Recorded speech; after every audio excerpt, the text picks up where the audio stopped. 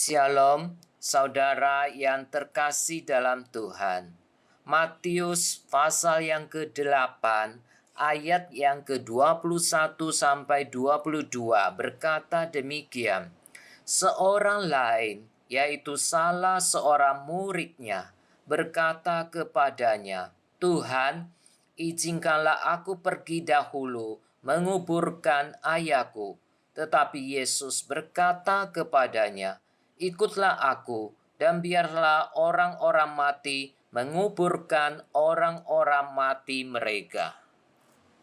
Saudara, iman keyakinan tidak dapat dipisahkan dengan hidup. Hidup adalah misi. Hidup harus berdasarkan iman, dan iman harus berpusatkan Kristus. Percaya kepada Kristus adalah mengikut Yesus Kristus, di mana iman dan hidup tidak dapat dipisahkan. Begitu pula hidup dengan misi. Jangan biarkan iman kita berhenti di dalam gereja. Dari perjanjian lama hingga perjanjian baru, Alkitab menekankan bahwa iman adalah suatu relasi, dan hubungan relasi itu diwujudkan di dalam kehidupan. Setiap orang yang mengikuti Yesus adalah seorang murid. Orang yang percaya kepada Yesus Kristus adalah pengikut Yesus, dan mereka juga adalah murid Yesus Kristus. Seorang murid harus semakin mengenal Yesus di dalam hidupnya, melakukan firman Tuhan, dan memenuhi misi yang Tuhan percayakan kepadanya. Mengikut Yesus bukanlah kursus pemuridan. Mengikut Yesus bukanlah abstraksi, tetapi cara hidup yang spesifik. Tuhan Yesus menuntut setiap orang yang mau mengikut Dia menjadi murid-Nya harus membayar harga, harus menetapkan prioritas hidup, dan harus mengikut Tuhan dengan sepenuh hati. Tuhan Yesus berkata, "Biarlah orang mati menguburkan orang mati mereka, tetapi beritakanlah firman Allah." Jika kita ada di sana, bagaimana perasaan kita ketika mendengar Yesus menjawab seperti itu? Apakah kita merasa bahwa permintaan dan perkataan Yesus tidak masuk akal atau terlalu keras? Tetapi kita harus ingat bahwa Yesus adalah anak Allah. Yesus tidak mendengar mulut orang itu saja, tetapi melihat ke dalam hati orang itu. Jadi inilah pesan yang ingin Tuhan sampaikan mengenai apa yang menjadi prioritas hidup kita. Saudara, jika kita menerima Yesus sebagai Tuhan atas hidup kita, maka kita harus menjadikan Dia sebagai prioritas hidup.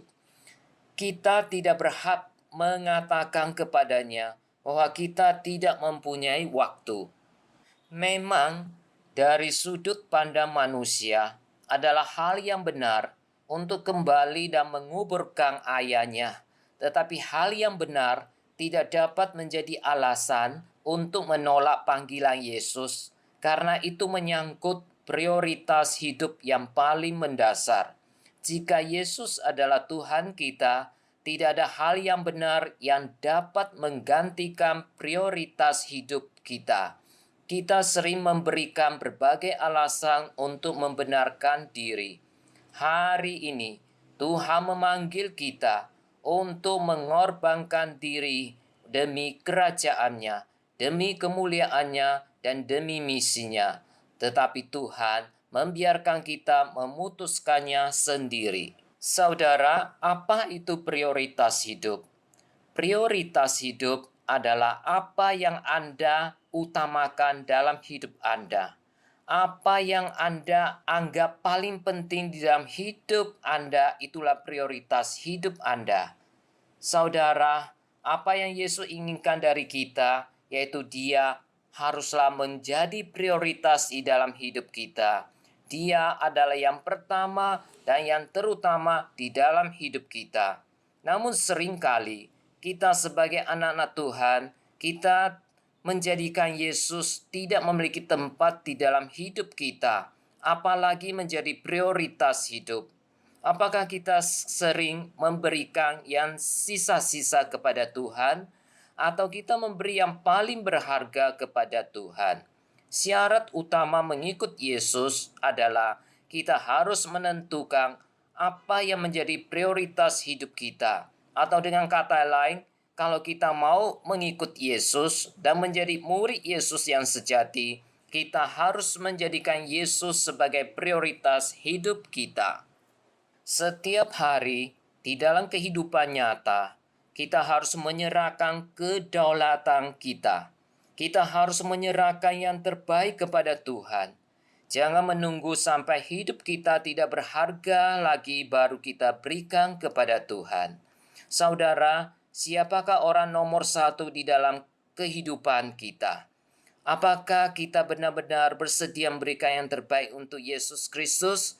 Kiranya Tuhan menolong kita supaya kita sungguh dengan setia, dengan segenap hati mengikut Tuhan dan mengutamakan Tuhan di dalam kehidupan kita. Tuhan Yesus memberkati saudara sekalian. Amin.